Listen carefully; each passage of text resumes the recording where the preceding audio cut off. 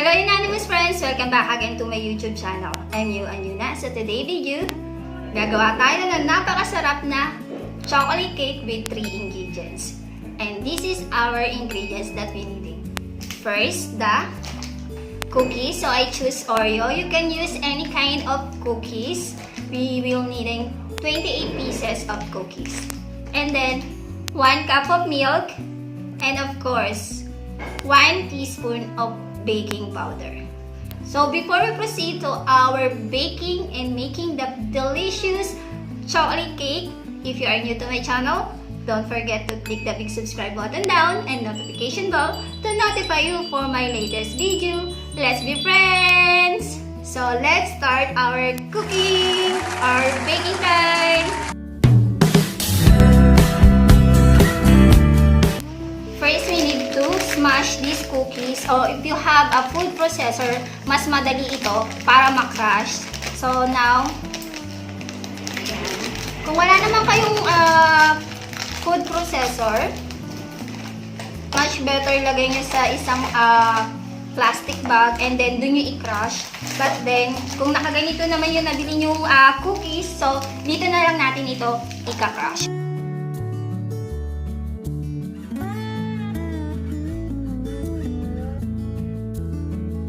Once na-crush na natin itong ating cookies, so ilagay natin ito sa ating mixing bowl.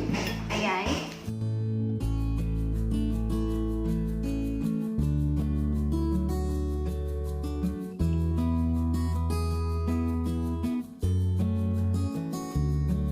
Then set aside natin.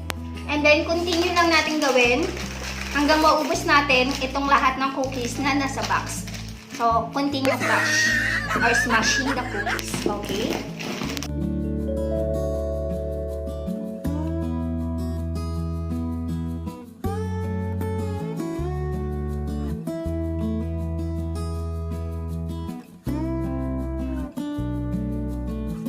Last one.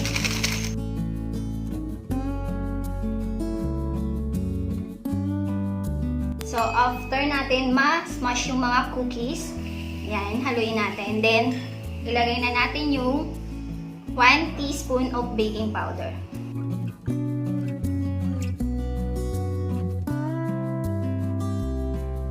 Once na nahalo na natin mabuti yung cookies and then baking powder, ilagay na natin yung 1 cup of milk. Kailangan ma-dissolve mabuti yung cookies dun sa milk. Mix it well.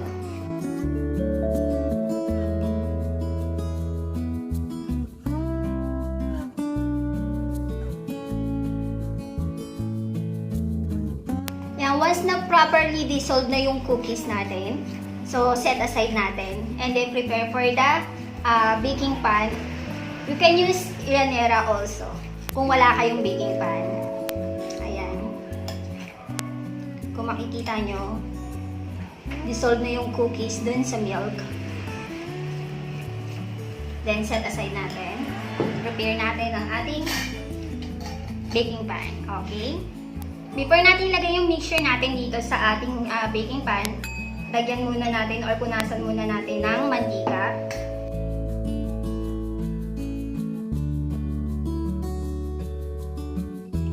Once natapos na natin punasan, lagyan natin ito ng baking paper. Kung wala kayong baking paper, pwede nyo i-sprinkle ng all-purpose flour.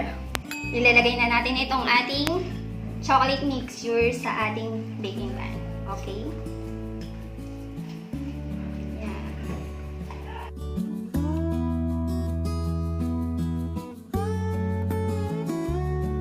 Taktak lang natin.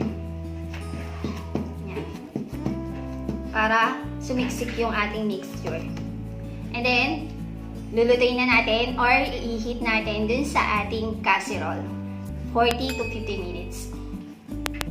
First, painitin muna natin yung casserole ng 5 minutes sa mahinang apoy. Ayan. Then, lagay natin to. Then, takpan natin for 5 minutes bago natin ilagay yung ating cake. Yan, after 5 minutes, buksan na natin. Mainit na. And then, ilagay na natin ating chocolate mixture here. Yan, patong natin. And then, takpan natin.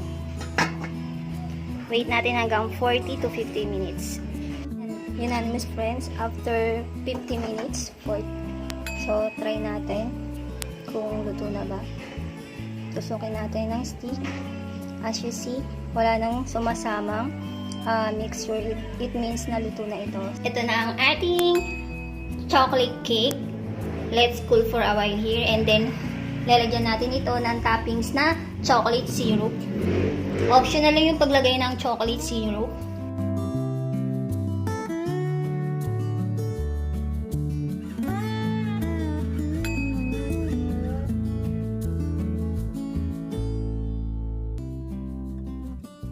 Then, unanimous friends, optional lang itong ating chocolate sauce.